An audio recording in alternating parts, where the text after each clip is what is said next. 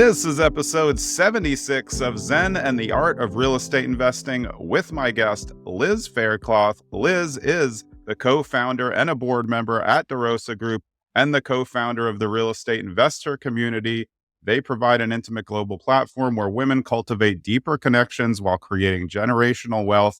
And they have a podcast too, over 400 episodes. Liz, welcome to the show. Thank you, Jonathan. I'm so excited about being here and connecting with your listeners and chatting. Yeah, I'm excited to talk to you.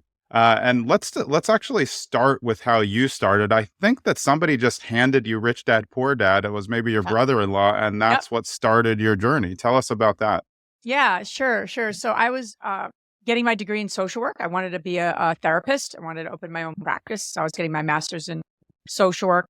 And I love personal growth too. And my brother-in-law is like, hey, you really need to read this. And I'm like, I don't know what you're talking about. I was like reading books about, therapy. And I mean, I was very focused. Like that is what I wanted to do, is open my own practice and help people in that way. Anyway, so during that time, I was like, okay, I'll read it. And that just opened my eyes. And it's like one of those things, one of those experiences where it hits you in the head and you're like, this is different, passive income and creating wealth. Just things I didn't grow up with, things I wasn't familiar with. As naive as that is, those were terms I wasn't familiar with. Yeah. So I was like, this is interesting. And then I started to really get engaged and interested in real estate, because that's one of the obviously vehicles he talks about there. He also talks about sales and saying, if you're not ready yet to, jump into building this big business for yourself, you should become very good at sales. So at that moment, I actually ended up getting a job. Interestingly enough, not in social work, but I got a job in sales and consulting. So I actually took that advice to heart. And I said, okay, if I ever really want to build something, you got to know how to sell. You got to know how to enroll people. And so that's what I ended up doing. And, at the time, same thing, I met my husband and we started learning and growing and taking courses at RIA meetings, the local RIA meetings. And for about 2 years, we just, took classes, learned, read books, and then we bought our first duplex in 2004, quite some time ago. Yeah. And we bought it was a row home. We borrowed money from my father, $30,000, and got our start with investing from there.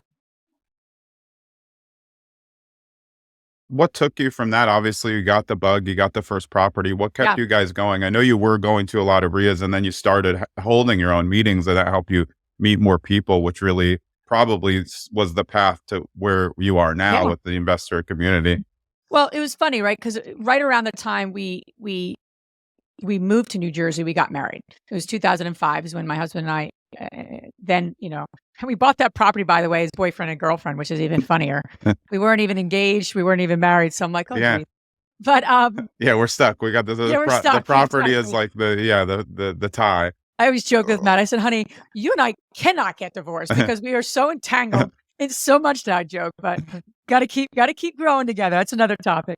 But yeah, so in 2005, what we ended up doing was, I really started doing sales and consulting. I actually really liked the work I was doing. And my husband was Matt was a engineer, and he just was done. He was really done. And so he said, why don't I just quit, go all in? Now, meanwhile, he quit without. It was like, at that time we had I think we bought 2 more buildings. So we had maybe 10 doors, and they're pretty highly leveraged. So it wasn't like we were making enough to replace his income by any means. Right. So we did the approach where just go all in and you figure it out kind of approach, which I don't know, it was necessarily the best approach, but it was the approach we took in our 20s. Yeah. And we really started to get focused on the New Jersey market. So the Trenton market, the kind of central New Jersey market. And then we started to propel into multi. And then we got involved in a lot of different things, from tax liens to flips to a commercial building. So for the first 5 years, we had our hand in a lot of different things until we got really focused. Then our business really took off and we got laser focused and laser very, very, very focused on what we were trying to build. But those first several years, Jonathan, I think we were really figuring it out and quite honestly surviving.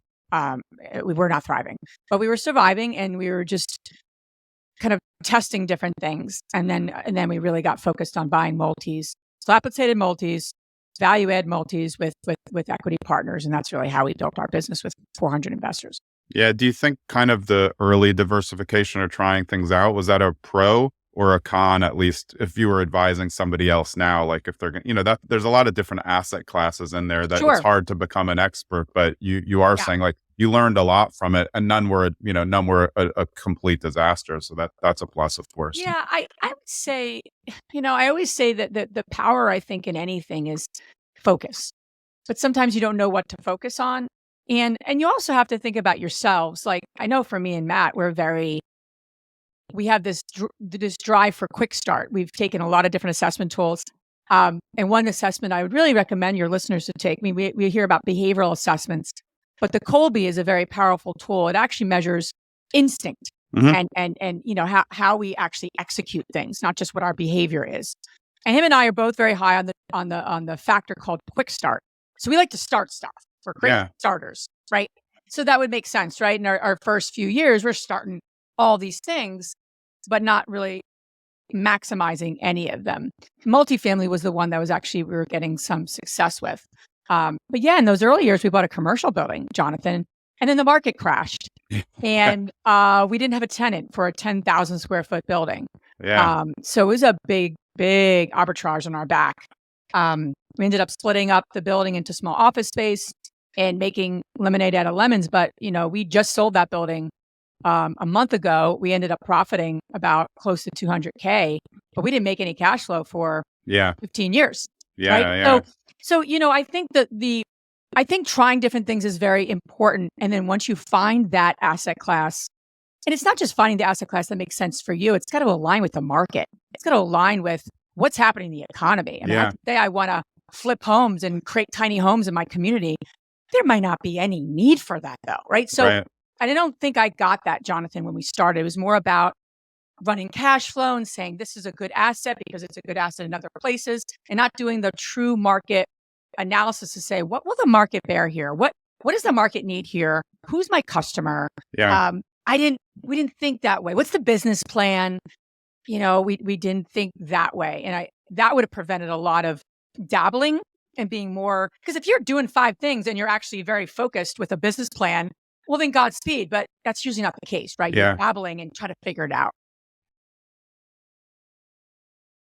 I think like all types of personality assessments, I know that's one of your areas of expertise, are so important judging in partnerships and your investment portal. Like me, I don't like being a landlord because I don't want to be the front person to deal with tenants. It annoys me. I have to have a buffer in every part of my business. As a flipper, I have a project manager. I just can't deal with it. It won't go well for me. And knowing that and knowing how you want to staff that is really, really important, because you can lose a whole lot of money by trying to run things yourself, either as a flipper or doing your property management when you're not good at it. If you don't like helping the tenants, you're not going to be a good landlord. Did you guys find that out as you went through these different type of entities or asset classes? Oh yeah. Well, and we were hands-on. We had 100 units and we were landlording all of our units. We had a team, and landlording and property management is not for the faint of heart, right? Not at all. I mean, I always say, depending on personality, it's a high management position. I mean, you got to run it tight. You got to run it very directly with rules, policies, procedures. There's no like, well, that's okay, and I'll take this exception. And I'm a social worker, right? And my husband and I are both very, we're very loving people. So we're both like, oh, you can't pay your rent this month. That's okay. Maybe you could do some work for us. It was a whole hot mess, honestly. Yeah. But at the time, but we learned was that where do we shine and where can we build a business around versus, because operations is critical to running any property, any business, quite honestly. Yeah. But not everyone's wired to operate something. And you really need to know what you're great at, what you're not great at. And even me being in personality assessments, because that's the work I used to do. It did take us some time. But we finally said, okay, what makes sense here? And we ended up giving up the property management once we started to invest out of state.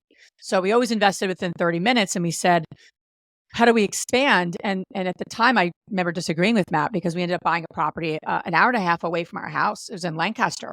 and it was a 49 unit. It was one of the first like larger multis outside of our area. And Matt and I disagreed. He said, well, we can get a leasing agent up there. We can bring our team up there. I said, we really need to look in the mirror here. Do we really want to build a property management company now with you and I as like two people who just want to like, quite honestly, build relationships and find new deals? Who's running this, efficiently, in a very high operational way? And he said, it's a good point. So we ended up giving it off to a third party, which then really transitioned our whole model where we don't self-manage anymore. You have your share of challenges with third-party management companies. I'm not going to say it's all roses and sunshine, but you kind of start to say, what's my lane and how do I build the company around that? And that was a big transition for us. It was a big pivotal moment for our growth, letting go of the day-to-day management.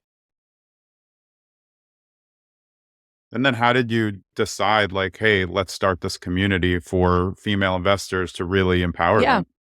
I've always had, her and I have always had this kind of shared passion for supporting women. Mine came in when I was actually in grad school with social work.